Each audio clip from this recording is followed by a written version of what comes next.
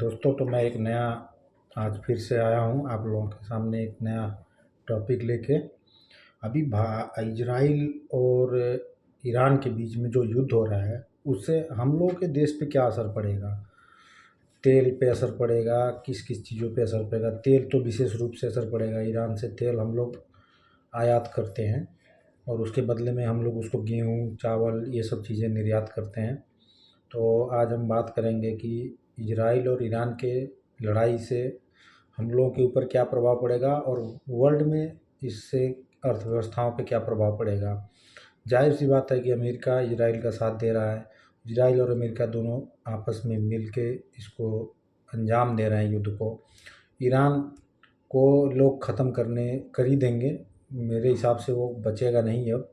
जिस हिसाब से उसके बयान आ रहे हैं, जो वहाँ का वजीर आजम बोलते हैं, क्या बोलते हैं हम, वो प्रधानमंत्री बोलते हैं, जो वहाँ का खामनेई है, वो हार मानने के लिए राज़ी है नहीं। वो तो बोल रहा है कि मैं तो लड़ाई लड़ूंगा, जवाबी कार्रवाई दूंगा।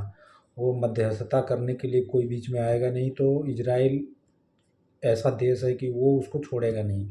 इजराइल जिसके पीछे पड़ जाता है या जिससे लड़ाई करेगा, उसको वो ख़त्म कर देगा। इजराइल 1947-48 में बना था और आज तक इजराइल कभी युद्ध हारा नहीं है। सारे युद्ध जीतता है वो।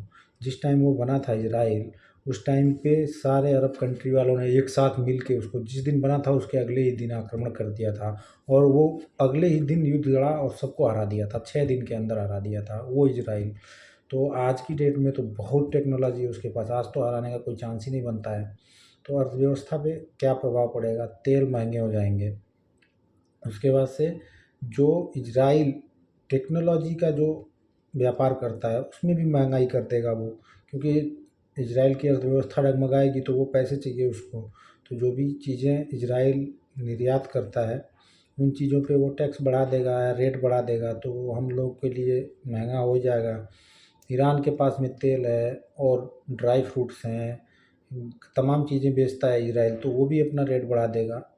और वहाँ पे ईरान में भी तेल और ड्राई फ्रूट्स और फल ये सब होते हैं, तो वो भी अपना रेट बढ़ाएगा। तो वो रेट का असर हम लोगों पे ही पड़ेगा। अमेरिका को कोई फ़र्क नहीं पड़ेगा। अमेरिका के पास में तो खुद का सब कुछ है अपना, और उसको फ़र्क भी पड़ेगा। तो अमेरिका बहुत ज़्यादा पैसे वाला देश है। उसके पास इतना पैसा है कि जिसका कोई हद हिसाब नहीं है।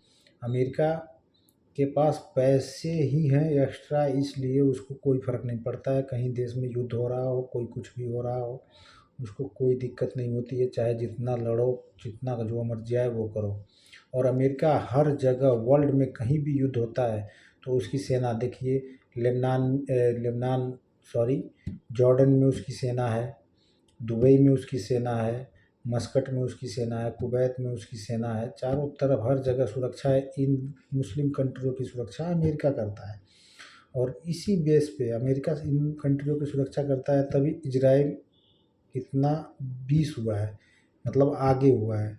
इसलिए वो लड़ रहा है। इजराइल की हर जगह पे अमेरिका की सेना है, उसका साथ दे रही है। उसकी मिसाइलों को कोई टारगेट नहीं कर रहा है, उसकी प्लेन को कोई टारगेट नहीं कर रहा है। और वहीं जब ईरान अटैक कर रहा है तो अमेरिका की सेनाएं उसके प्लेन को या उसके मिसाइलों को मार के गिरा दे रही हैं। तो इसलिए यह युद्ध जो हो रहा है, इसमें 100% 100% इजराइल ही जीतेगा। और वो न्यूक्लियर इनका डिस्ट्रॉय पूरी तरह से कर देगा, खामनेई को हटवा देगा, तभी वो हार मानेगा। वैसे हार मानने वाला नहीं है।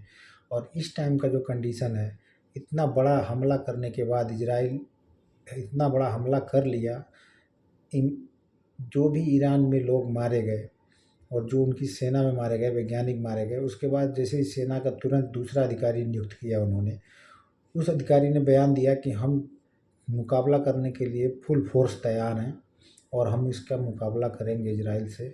बट उसके अगले ही दिन उसको भी इजराइल ने मार दिया। जो भी उस इजराइल के अगेंस्ट में कोई भी बयान दे रहा है या कोई भी बात बोल रहा है, उसको इजराइल मार दे रहा है। अभी इजराइल के प्रधानमंत्री हैं जो नेतन्याहू, उनके उनके ऊपर भी हमला हुआ है। वो बाल बाल बच्चे हैं, ऐसा बोला जा रहा है। सोशल मीडिया पे ऐसा आ रहा है कि वो बाल बाल बच्चे हैं।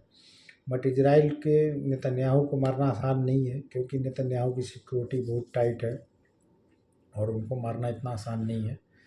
और देश में ये चल रहा है, अब पूरे देश की यही व्यवस्था बनी हुई है। समझ में नहीं आ रहा है कि इस युद्ध का क्या परिणाम होगा।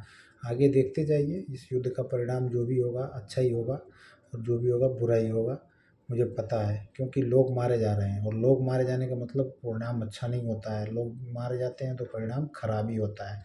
और इस परिणाम को देखो कौन भुगतता है, इजराइल ज़्यादा भुगतता है या ईरान। अभी तक इजराइल में कम नागरिकों के हताहत होने की खबर आई है, ईरान में ज़्यादा लोग हताहत हुए हैं और ज़्यादा लोगों के मरने की खबर आ रही है ईरान में।